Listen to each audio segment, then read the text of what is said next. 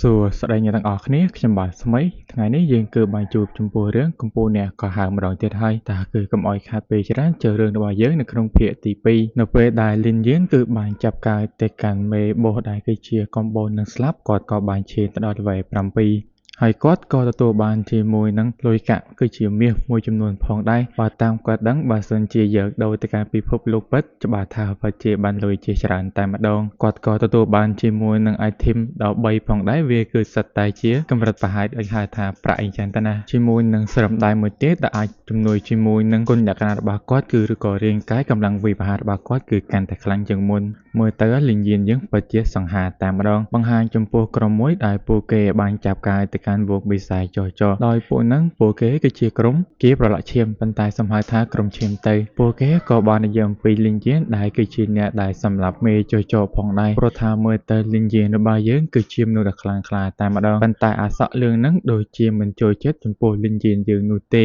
ហើយក៏ត្រូវឃើញថាបងធំវាក៏បានថាស្ដីឲ្យវាផងដែរបើសិនជាជប់លីងយានគឺកុំឲ្យប៉ះពាល់គេសោះប៉ុន្តែបែរនឹងបែរជាមិនស្ដាប់វាគឺមានចិត្តគុំគួនជាខ្លាំងវាគឺចង់តែសម្លាប់ទៅកាន់លីងយានយើងនោះទេប្រសិនបើវាជួបស្រាប់តែវាក៏បានឃើញជាមួយនឹងស្រីស្អាតគឺបានដើរមកពីណានោះទេជានឹងដឹងហើយថានឹងមានរឿងអ្វីកើតឡើងបាត់ទៅហើយបង្ហាញចំពោះលីងយានរបស់យើងវិញនៅពេលដែលគាត់កំពុងតែដើរគឺបានឃើញថាក្មេងស្រីម្នាក់ហ្នឹងគឺត្រូវបានពួកអាប្រមាណអ្នកហ្នឹងគឺអ្នកកំពុងតែវាប្រហែលទៅកាន់នាងហើយពួកគេហ្នឹងក៏ចង់ស៊ីស្រឹមហឹមជាមួយនឹងនាងផងដែរប៉ុន្តែមើលទៅក្មេងស្រីម្នាក់ហ្នឹងដូចជាមិនបានយល់ស្របជាមួយនឹងពួកដៃហ្នឹងនោះទេក៏ត្រូវឃើញថាពួកគេហ្នឹងគឺបានវាយធ្វើបាបនាងបាទៅហើយនិយាយទៅពួកនេះពិតជាថោកទាបជាខ្លាំងវាក៏ជាសំណាងល្អផងដែរបានឃើញថាលីងយានយើងក៏បានមកជួយចំពោះកញ្ញាម្នាក់ហ្នឹងទាន់ពេលវេលាដោយមកដោយខ្ទាតប៉ឹងតែម្ដងពួកហ្នឹងមិនខ្លាចទេសំខាន់ក៏បាននិយាយអំពីគាវាផងដែរគឺជាគាប្រឡាក់ឈាមស្រាប់តែវាក៏បានធ្វើឲ្យលីងយានយ៉ាងដឹងចំពោះគាផ្សេងក៏កំពុងតែកើតឡើងហើយគេក៏បាននិយាយអំពីសញ្ញាអ្វីមួយនៅលើក្បាលគឺជាសញ្ញាពណ៌ក្រហមដែលវាគឺបង្ហាញចំពោះការសម្លាប់ទៅកាន់អ្នកដទៃពួកដៃហ្នឹងវាបានគិតថាលីងយានរបស់យើងប្រហែលនឹងខ្លាចជាមួយនឹងគារបស់វាហើយប៉ុន្តែមានអីលីងយានយើងហ្នឹងគឺសម្លាប់វាចោលទាំងពីរតែម្ដងចំណែកឯក្បាលលឿងហ្នឹងវាមិនទាន់ងាប់នោះទេដោយសារតែវាបានផឹកជាមួយនឹងទឹកស្ដាយជាមួយនឹងឈាមរបស់វាវិញមើលទៅវាមានការខឹងជាខ្លាំងចំពោះលីងយានរបស់យើងហើយចំពោះគ្នារបស់គាឈាមនឹងពួកគេក៏បានមកដល់ផងដែរសម្រាប់មេខ្លោងគេនឹងគ្រាន់តែសម្លឹងមើលទៅកាន់ចៅថ្មីរបស់លីងយានជាមួយនឹងដាវព្រះច័ន្ទដែលនៅក្នុងដៃរបស់លីងយាននឹងក៏បានដឹងបាត់ទៅហើយអរ៉ាដែលបញ្ចេញមកនេះគឺមិនមែនជាមនុស្សធម្មតានោះទេនៅពេលដែលគេគិតសុកក៏បានដឹងថាតើអាចថាគេគឺជាលីងយានដែលបានសម្លាប់ទៅកាន់បិសាចចោដែលស្ថិតនៅក្នុងកម្រិតចៅហ្វាយនាយដោយសារតែវាគឺមានជាមួយនឹងចំនួនជាមួយនឹងគ្នាបាទទៅហើយទោះបីជាគេមិនចង់ហ្នឹងក៏ត្រូវតែប្រយោជន៍ផងដែរស្រាប់តែក្បាលលឿងក៏បានចេញមុខវិបហាលួចលាហើយអាហ្នឹងក៏បានបើកការវិបហាទៅជាមួយនឹងផងដែរតែឃើញថាបិសាចកំបោដែលជាកូនចៅលីងយានចេញមកវាយទៅកាន់អាប៉ែម្នាក់ហ្នឹងឡើងខ្ទាតបាទទៅហើយចំពោះអាមេខ្លោងហ្នឹងក៏មករស់ផងដែរបាទឆ្វាច់តែប៉ុណ្ណោះងាប់ឯងដីស្អាតនេះហើយលទ្ធផលដែលហ៊ានមកប៉ះពាល់ចំពោះលីងយានរបស់យើងលីងយានរបស់យើងបានសម្លាប់ទៅកាន់មនុស្ស2នាក់ប៉ុន្តែរយៈពេលត្រឹមតែ1សប្តាហ៍តែប៉ុណ្ណោះការសម្លាប់នេះវានឹងបាត់ទៅវិញដោយឯងពណ៌ដៃដែលរត់ចេញនឹងលីងយានយើងគឺមិនទៅចាប់ការនោះទេអ្វីដែលពិសេសហ្នឹងគឺជាឧបករណ៍ឬក៏ជា item របស់ពួកគេហ្នឹងសត្វតែជារបស់ល្អតែម្ដងបើលីងយានរបស់យើងយកទៅលក់ច្បាស់ថាពិតជាអាចជួយទៅកាន់ឪពុកម្ដាយរបស់គេជួយដោះទាស់បញ្ហាមួយចំនួនបានក្មេងស្រីម្នាក់នេះក៏បានសួរឈ្មោះទៅកាន់លីងយានរបស់យើងផងដែរលីងយានបានប្រតិកម្មនាងថានាងគ្រាន់តែចាំមើលឈ្មោះខ្ញុំទៅវានឹងជាប់លេខសកលគឺលេខ1តែម្ដងនេះក៏បានធ្វើឲ្យនាងមានការភ្ញាក់ផ្អើលតែរឿងរបស់យើងក៏បានបង្វែរម្ដងកន្លែងណាទៀតហើយដែលលីងយានគឺបានជួបជាមួយនឹងបិសាចខ្យាដំរីដែលវាស្ថិតនៅលេខ6យើងឃើញថាបិសាចទាំងអស់ហ្នឹងត្រូវបានលីងយានរបស់យើងគឺបានចាប់ការឡើងស៊ីផុយតែម្ដងមើលទៅលីងយានរបស់យើងមិនមែនជាមនុស្សដែលខ្សោយដូចជាជីវិតមុនរបស់គេទេនោះទេលីងយានក៏បានមកជួបជាមួយនឹងបរិម្នាក់ដែលបរិមដូចជាហៅថាអ៊ីម៉័រដែលគាត់មើលទៅនេះដើម្បីបំពេញជាមួយនឹងភារកិច្ចពិសេសអ្វីមួយដែលត្រូវបានគេដាក់ឲ្យ ដោយភារកិច្ចនឹងតម្រូវឲ្យលីងយានស្វែងរកជាមួយនឹងស្មៅខ្វិនហើយវាស្ថិតនៅកន្លែងទីតាំងអ្វីមួយដែលពោរពេញទៅដោយរន្ទះនៅទីនោះក៏មានសត្វចម្លែកប៉ុន្តែបើតាមដឹងនៅពេលនោះក៏មានជាមួយមនុស្សមួយចំនួនគឺមានការទទួលបានប្រាក់ជាច្រើនដោយសារតែគេលក់អាយធមរបស់កម្រគឺអាចថាជួយការពារជាមួយរន្ទះដោយមិនគិតច្រើនទេលីងយានក៏បានយកព្រមតែយើងបានឃើញថាលីងយានគឺបានចាប់កាយទៅកាន់វងបិសាចទាំងអស់នោះអស់បាត់ទៅហើយជាពិសេសជាមួយនឹងស្មៅខ្វិនទាំងអស់នេះគាត់ក៏បានប្រមូលជាមួយនឹងគ្រប់ចំនួនដែរភារកិច្ចហ្នឹងគឺបានដាក់ឲ្យមកកាន់គាត់ផងដែរស្រាប់តែបិសាចខ្យាដំរីរន្ទះក៏បានចេញមកពីក្នុងដីតែម្ដងមើលតែកម្រិតរបស់វាគឺពិតជាមិនអន់នោះទេមើលទៅលីងយានយើងមិនបានខ្លាចឡើយក៏បានវាយប្រហារមួយទំហឹងមនុស្សចាស់ទៅកាន់វាប៉ុន្តែគ្មានការខូចខាតអីសូម្បីតែបន្តិចទោះបីជាគាត់ខំប្រែជាមួយជំនាញរបស់គាត់នៅតែអាចធ្វើវារងរបួសបានផងដែរដូច្នោះហើយទើបគាត់បានកោះហើយជាមួយនឹងកូនចៅកំបោររបស់គាត់វាយប្រហារទៅកាន់វាឲ្យរឿងរបួសជាមួយនឹងការវាយប្រហាររបស់គាត់នឹងកូនចៅរបស់គាត់ក៏អាចចាប់ចូលទៅកាន់បិសាចខ្យាដំរីមនុស្សបានបន្ទាប់ពីបានវាយឲ្យវាគឺដួលសន្លប់ទទួលបានជោគជ័យហើយនោះគឺជាអាការរបស់លិញយានយើងប្រើជាមួយនឹងឈ្មោះអ្នកប្រមាញ់បូកជាមួយនឹងគុណលក្ខណៈសម្បត្តិរបស់គាត់ផ្សេងៗបង្កើនជាមួយនឹងសមត្ថភាពរបស់គាត់យើងអាចមើលទៅបានត្រឹមតែម្ដាយតែប៉ុណ្ណោះបិសាចខ្យាដំរីនឹងគឺបានងាប់បាត់ទៅហើយឥឡូវនេះបិសាចខ្យាដំរីរន្ទះនឹងវាក៏បានខ្លាចទៅជាកូនចៅរបស់លិញយានយើងគឺពេញសិទ្ធតែម្ដងប៉ុន្តែក៏បានតាក់ទាញទៅកាន់វងខ្យាដំរីផ្សេងទៀតគឺបានផ្ដល់ទីនេះគាត់ក៏បានឲ្យចំពោះកូនចៅថ្មីថ្មោងគាត់សាឡបងបញ្ចេញជាមួយនឹងធម្មពលរន្ទះរបស់គាត់ឃើញថាពងបិសាចខ្យាដំរីអន់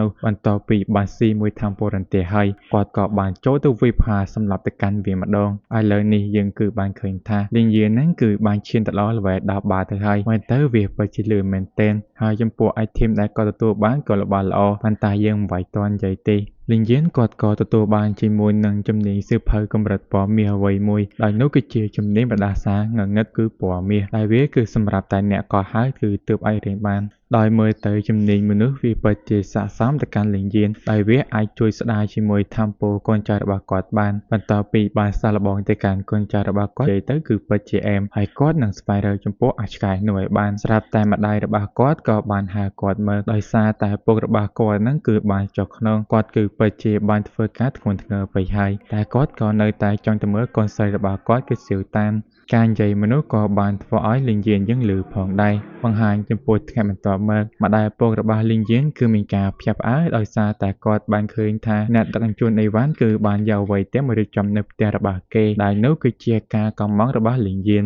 សម្រាប់លីងយានយើងវិញគាត់កំពុងតែបង្ហាត់ប្រាណនិយាយទៅសិភ័យគេកង់តែម្ដងសូម្បីតែកញ្ញាម្នាក់នេះក៏បានមកសរសើរទៅកាន់លីងយានយើងផងដែរអ្វីដែលធ្វើឲ្យនាងគឺកាន់តែភ្ញាក់ផ្អើលនោះគឺគាត់មានជាមួយនឹងកាតខ្មៅ VIP ដែលលុយវាអាចថាលើសពី$5 លានឯណោះមិនដឹងដែរចែកនិយាយទៅភ្លេចបាត់ហើយអាលុយនឹងដឹងបានផងហើយលីងយានក៏បានលើជាមួយពុកម្ដាយគេសួររឿងលុយនេះផងដែរគាត់គ្រាន់តែប្រាប់ថាគាត់ទទួលបានអំពីការលេងហ្គេមតែប៉ុណ្ណោះចំណែកនៅខាងសាលាវិញដោយនេះគឺជាប្អូនស្រីរបស់លីងយានដែលនាងគឺមានឈ្មោះថាសឺតាននឹងហើយដោយសឺតានបានលើពីមិត្តភ័ក្តិរបស់នាងនិយាយអំពីបងប្រុសរបស់ពួកគេសិតតែល្អចំណែកឯនាងវិញគឺបងប្រុសនាងញៀនតែហ្គេមតែប៉ុណ្ណោះនិយាយទៅនាងគឺពិតជាមិនចង់បានបងប្រុសស្រាប់តែពួកអាឆ្កែមកវងមកពីណាមេនៃទេនេះវាគឺចង់មកលុកលាន់ចំពោះសឺតានរបស់យើងប៉ុន្តែនាងគឺមិនបានចាប់អារម្មណ៍ទៅកាន់ពួកគេឡើយហើយក៏បានប្រាប់ពួកគេនឹងឆ្ងាយពីនាងទៀតស្រាប់តែអាឆ្កែណាទេក៏បានរុញឲ្យនាងដួលចង់វាយតែនាងហើយជាសំណាងល្អលីងយានក៏បានមកទាន់ពេលវេលាតែម្ដងចាប់ទៅកាន់អាប៉ែហ្នឹងសម្រាប់កូនចៅរបស់អាឆ្កែហ្នឹងវាចង់មកចាប់ការទៅកាន់លីងយាន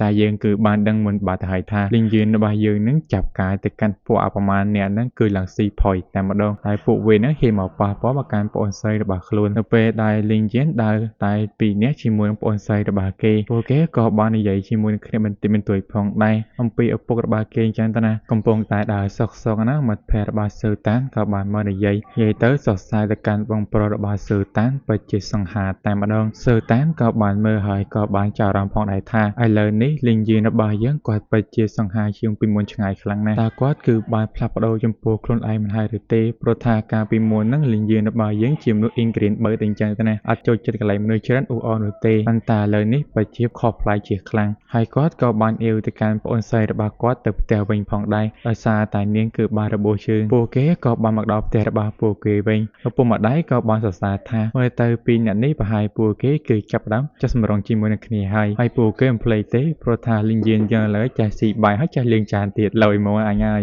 និយាយទៅសរសើរទៅកាន់លីងយានរបស់យើងសូម្បីតែសឺតានក៏គិតផងដែរថាតើបងប្រុសរបស់នាងគឺកំពុងតែផ្លាស់ប្ដូរមិនហើយឬទេព្រោះថាឥឡូវនេះលីងយានរបស់យើងនឹងពិតជាបានមើលថាចំពោះនាងគឺបានដិតដល់តែម្ដងបន្ទាប់ពីគាត់គឺបានបញ្ចប់ជាមួយនឹងកិច្ចការងារអស់ហើយគាត់ក៏ចូលមកក្នុងហ្គេមរបស់គាត់តែឥឡូវនេះគាត់គឺបានមកដល់ទីក្រុងសំខាន់ហើយនៅកន្លែងអាណាចក្រខ្សាច់មួយនេះស្រាប់តែគាត់ក៏បានឃើញជាមួយនឹងអ្នកយាមកំពុងតែវាយធ្វើបាបនរណាម្នាក់ជាពិសេសហ្នឹងការសង្កេតរបស់អ្នកយាមហ្នឹងគឺពិតជាខ្ពស់តែម្ដងបើសិនជាគាត់មិនប្រតិកម្មទាន់ពេលវេលាទេត្រូវបានគេរកឃើញបាល់ទៅហើយគាត់ក៏បានទៅកន្លែងប្រើវិហារដើម្បីបំពេញជាមួយនឹងភារកិច្ចអ្វីមួយហើយយើងបានឃើញជាមួយនឹងបូជាចាកំពុងតែនិយាយរឿងជាច្រើនប្រតិកម្មមនុស្សនៅទីនោះស្រាប់តែលីងយានក៏បានមកប្រាប់ទៅកាន់ប្រតិចាបម្នាក់នោះថាគាត់គឺមើលទីនេះដើម្បីព្យាបាលទៅកាន់លោកដងវីនីពួកគេក៏បានឃើញចំពោះលោកវីនីផងដែរដែលគាត់គឺត្រូវបានជឿពោបើតាមការចងចាំរបស់លីងយានគាត់គឺជាអ្នកចម្បាំងណៃអញ្ចឹងទៅណាមើលទៅគាត់ក៏ជាមនុស្សខ្លាំងក្លា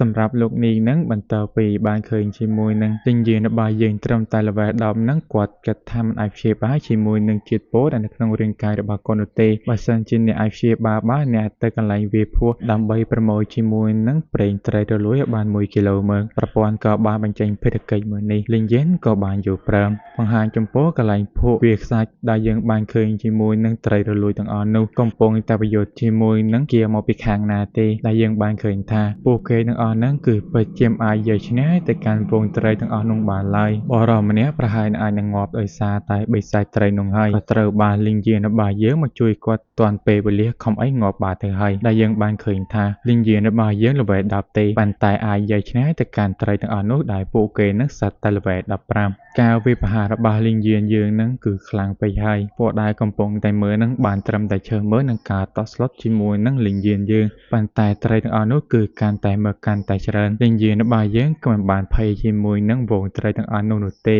ដែលគាត់គឺមានផែនការជាស្រេចបាត់ទៅហើយក៏ហើយជាមួយនឹងកូនចៅចចរបស់គាត់ធ្វើឲ្យពួកបិសាចទាំងអស់នោះស្តាន់បន្ទាប់ពីពួកវាស្តាន់ហើយគាត់ក៏បានពាក់ជាមួយនឹងម៉ាស់ការពារជាតិពោកាន់ដាវមួយកាប់ពួយអតែម្ដងមកម៉ែបហ្នឹងអញវាយតឯងក៏បានផងដែរនិយាយទៅស៊ីផុយកាផេឡែតែប៉ុណ្ណោះមកមួយដេកមួយមកពីរដេកពីរការវាយប្រហារនោះវាខ្លាំងពេកហើយវើយតែយើងឃើញថាវងត្រីទាំងអស់នោះគឺនៅតែបន្តមកមានអីលីងយានក៏ឲ្យខ្យាដំរីរបស់គាត់បញ្ចេញថាមពលរន្ទះបាញ់វាប្រហារទៅកាន់វាគឺកាន់តែច្រើនអ្នកមើលនឹងកំពុងតែឆ្ងល់តែលីងយានគឺកំពុងតែធ្វើអ្វីស្រាប់តែលីងយានក៏បានដកថយតែគាត់គឺមានផែនការបង្រងទុកបាយទៅហើយមូលហេតុដែលគាត់ធ្វើដូច្នោះក៏ដើម្បីឲ្យពងត្រីញីហ្នឹងគឺមកស៊ីពួកអាត្រីឈ្មោះបន្តមកវានឹងបង្កើតជាមួយនឹងពងអាកន្លែងហ្នឹងគេនិយាយច្រើនណាស់តែខ្ញុំអត់យល់ទេអញ្ចឹងខ្ញុំគាត់ប្រាប់តែប៉ុណ្្នឹងទេដឹងត្រឹមថានោះក៏ជាផែនការរបស់លីងយានជាងទៅបានហើយអាត្រីមួយក្បាលហ្នឹងមកអត់គិតពីសមត្ថភាពខ្លួនឯងទេមានន័យលីងយានឲ្យកូនចៅរបស់គាត់ហ្នឹងគឺទៅវីជាមួយនឹងបិសាចហ្នឹងដើម្បីទោះអាការឲ្យគាត់ហើយគាត់ប្រើជាមួយនឹងត្រឹមតែមួយចរណាតែប៉ុណ្ណោះកាត់ក្បាលរបស់វា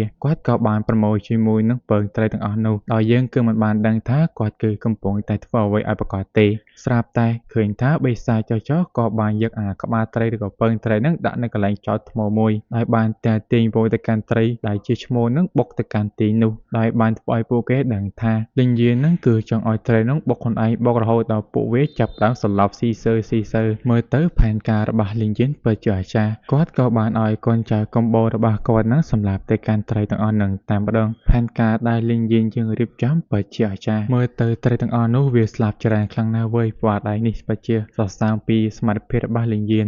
របស់យើងបន្តពីបានដោះស្រាយជាមួយព្រោះដៃនឹងអស់ហើយពិតជាហត់មែនទែនដោយសារតែនេះក៏គាត់ធ្លាប់ប្រើជាមួយឈប់បាយនៅក្នុងជីវិតមួយរបស់គាត់ផងដែរបន្ទាប់មកគាត់ក៏បានប្រើជាមួយដល់វ័យទេស្រូបយកជាមួយនឹងប្រេងរលួយចេញពីត្រីទាំងអស់នោះឲ្យបានគ្រប់1គីឡូដែលគាត់ចង់បាន ហើយគាត់ក៏ទទួលបានជាមួយនឹងចំហអ្វីទេពណ៌ក្រហមនេះងល់វ៉ាឲ្យចំហហ្នឹងយកមកធ្វើអីយកទៅអ្នកលេងកំ pl ែងមែនណាគាត់ក៏បានឃើញថាអាមួយនេះវាពិតជាចង់បានជាមួយនឹងចំហហ្នឹងជាខ្លាំងទោះដាក់ជាតម្លៃប្រមាណក៏វាទិញផងដែរដោយសារតែខ្លាហ្នឹងចង់បានពេកលេងយានរបស់យើងក៏ឲ្យវា free តែម្ដងមានអីអប៉ហ្នឹងចាប់ទុកទៅកាន់លេងយានរបស់យើងដូចជាព្រះតែម្ដងហើយខាំងសាហាវតែម្ដងលេងយានក៏បានមកដល់កន្លែងប្រាប់វិហារហ្នឹងបន្ទាប់ពីបានចាយជាមួយនឹងប្រេងត្រីរលួយឲ្យទៅកាន់បរិសម្នាក់ហ្នឹងគាត់ក៏បានជាហើយភារកិច្ចរបស់គាត់ក៏ទទួលបានជោគជ័យលេងយានក៏ទទួលបានជាមួយនឹងធម្មពលមួយទៀតដែលនោះគឺជាដាវព្រលឹងពណ៌ខៀវហើយវាពិតជាជំនួយដ៏ល្អនៅក្នុងការវិភាគឬក៏ធ្វើឲ្យមានការខូចខាតជាខ្លាំងទៅដល់កាន់សត្រូវរបស់គាត់ច្រើនណាស់តែខ្ញុំនិយាយខ្លីៗមើលតែឥឡូវនេះគឺជាអ្វីដែលលេងយានរបស់យើងគឺសិតតែចង់បានព្រោះថានោះគឺពិតជាល្អមែនទែនសម្រាប់គាត់នៅក្នុងផែនការនៅថ្ងៃអនាគតហើយគាត់ក៏មានការពេញចិត្តចំពោះពីហៅថា NPC មកនឹងផងដែរចំពោះ NPC ហ្នឹងក៏បានប្រាប់រឿងអ្វីមួយទៅកាន់ចំពោះលេងយានរបស់យើងដែលគាត់គឺចង់ឲ្យលេងយានគឺនៅឆ្ងាយអំពី Quincy លេងយានយើងវិញប្រាប់ទាំងត្រង់តែអាប៉ែហ្នឹងគឺជាអ្នកណែនាំខ្ញុំតែលើដូច្នោះហើយគាត់ក៏ចង់ឲ្យលេងយានរបស់យើងនៅឆ្ងាយព្រោះថាវាពិតជាមានគ្រោះថ្នាក់ដែលគាត់ក៏បានប្រតិកម្មលេងយានផងដែរនៅក្នុងពិភពលោកអមតៈរបស់យើងនេះហើយគឺមានជាមួយនឹងព្រះទៅដល់6អង្គហើយព្រះមួយអង្គមួយទៀតដែលត្រូវគេហៅថាព្រះអង្គម្ចាស់នៃភាពងងឹតហើយព្រះអង្គម្ចាស់នៃភាពងងឹតគាត់ក៏មានជាមួយអ្នកដែលកាន់តាមសាសនារបស់គាត់ផងដែរគាត់តែងតែផ្ដល់ពរឬក៏ថាមពលពិសេសទៅកាន់ពួកគេនិយាយទៅដូចជាអ្នកក៏ហៅសមត្ថភាពដូចជាលេងយានរបស់យើងផងដែរដែលជាភាសាអង់គ្លេសគេត្រូវហៅថា Necromancer បើសិនជាអាចហៅខុសអីបើជាសំទោសប៉ុន្តែទាំងអស់នោះនៅពេលដែលពួកគេស្លាប់នឹងពួកគេក៏បានប្រែក្លាយទៅជាស៊ុំប៊ីឬក៏ជាបិសាចយ៉ាងចឹងទៅណាវាបង្កឲ្យភាពចលាចលតែម្ដងដូច្នោះហើយពួកគេជាព្រះផ្សេងក៏បានរួបកម្លាំងគ្នាបំផ្លាញជាមួយនឹងក្រុមឬក៏ជាក្រុមសាសនាទាំងអស់នោះហើយក៏បានដុតបំផ្លាញគឺគ្មានអនរណាម្នាក់យល់ដឹងឬក៏ស្គាល់អំពីព្រះអម្ចាស់នៃភាពងងឹតឡើយហើយនោះក៏ជាមូលហេតុដែលគាត់ក៏ចង់ឲ្យលេងយានរបស់យើងនៅឆ្ងាយពី Quincy